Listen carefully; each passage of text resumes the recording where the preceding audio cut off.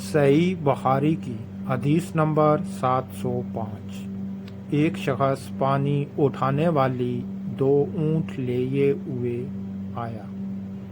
رات تاریک ہو چکی تھی۔ اس نے معاذ کو نماز پڑھتے ہوئے پایا، اس لیے اپنے اونٹوں کو بٹھا کر نماز میں شریک ہونے کے لیے معاذ رضی اللہ عنہ کی طرف بڑھا۔ معاذ رضی اللہ عنہ نے نماز میں سورۃ بقرہ یا سورۃ نساء شروع کی، چنانچہ وہ شخص نیت توڑ کر چل دیا۔ پھر اسے معلوم ہوا کہ معاذ رضی اللہ عنہ نے مجھ کو برا بلا کہا ہے، اس لیے وہ نبی کریم صلی اللہ علیہ وآلہ وسلم کی خدمت میں حاضر ہوا اور معاذ کی شکایت کی۔ نبی کریم صلی اللہ علیہ وآلہ وسلم نے اسے فرمایا، معاذ کیا تم لوگوں کو فتنہ میں ڈالتے ہو؟ آپ نے 3 مرتبہ فتنہ یا فاتن فرمایا۔ سبا اسم ربک والشمس والضحی واللیل اذا یغشی صورتیں تم نے کیوں نہ پڑھی؟ کیونکہ تمہارے پیچھے بوڑھے، کمزور اور حاجت مند نماز پڑھتے ہیں۔ شعبہ نے کہا کہ میرا خیال ہے کہ یہ آخری جملہ کیونکہ تمہارے پیچھے الحدیث میں داخل ہے۔ شعبہ کے ساتھ اس کے مطابقت سید بن مسروق مصر اور شعبانی نے کی ہے، اور عمرو بن دینار، عبید اللہ بن مقسم اور ابو الزبیر نے بھی اس حدیث کو جابر کے واسطے سے بیان کیا ہے کہ معاذ نے عشاء میں سورۃ بقرہ پڑھی تھی۔ شعبہ کے ساتھ اس روایت کی مطابقت امش نے محارب کے واسطے سے کی ہے۔ اس حدیث میں حضرت محمد صلی اللہ علیہ وآلہ وسلم نے فرمایا ہے حضرت معاذ کو کہ تم نے اتنی لمبی نماز کیوں کی؟ کیونکہ آپ کے پیچھے جو نمازی ہوتے ہیں ان میں کچھ بوڑھے، کچھ بیمار، کچھ حاجت مند بھی ہوتے ہیں۔ اور بھی دوسری حدیثوں میں حضرت محمد صلی اللہ علیہ وآلہ وسلم نے فرمایا کہ جب امام جماعت کرا رہا ہوتا ہے تو اس کو جماعت کی جو نماز ہے اتنا لمبا نہیں کرنا چاہیے کہ پیچھے جو آدمی ہیں ان کے لیے کچھ مشکل بنے۔ اگر وہ اکیلا کوئی نماز پڑھ رہا ہے تو وہ اپنی نماز کو جتنا چاہے لمبا کر سکتا ہے۔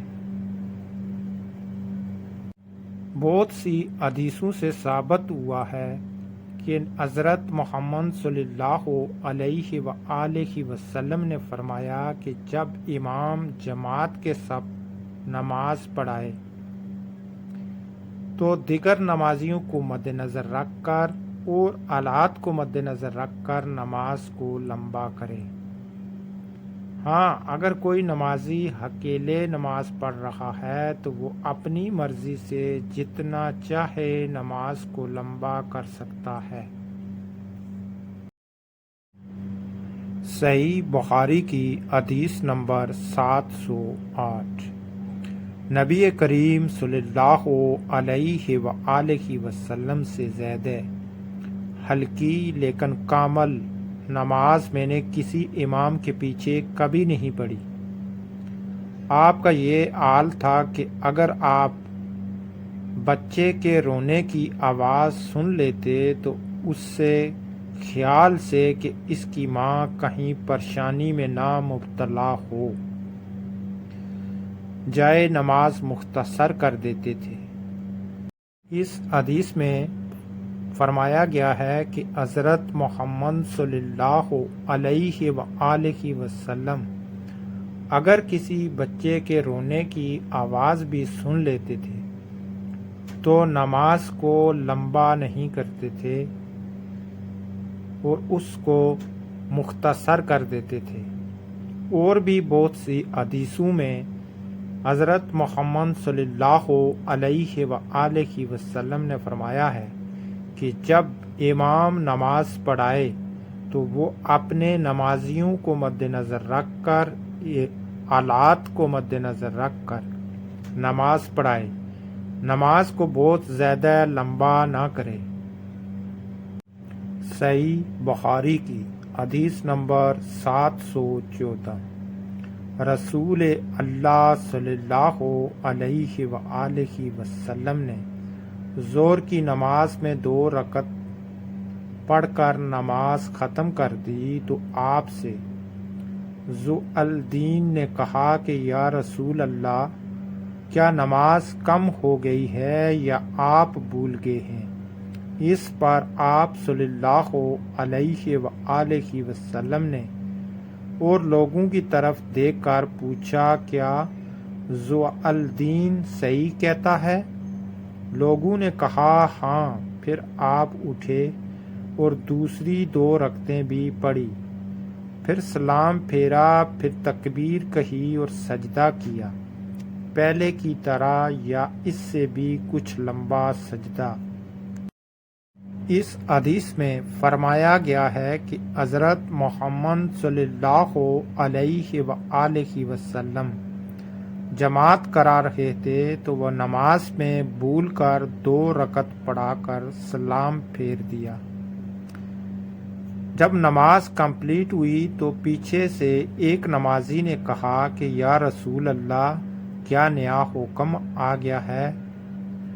تو حضور پاک نے جب دوبارہ اس سے پوچھا تو اس نے بتایا۔ پھر حضور پاک نے نمازیوں سے پوچھا، کیا یہ صحیح کہہ رہا ہے؟ تو نمازیوں نے کہا یا رسول اللہ، یہ صحیح کہہ رہا ہے۔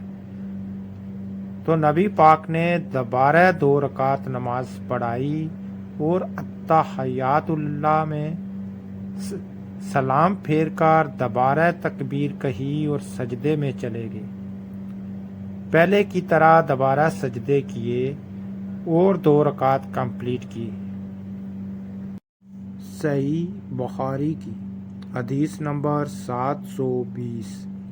نبی کریم صلی اللہ علیہ وآلہ وسلم نے فرمایا کہ ڈوبنے والے، پیٹ کی بیماری میں مرنے والے، تون میں مرنے والے اور دب کر مرنے والے شہید ہیں۔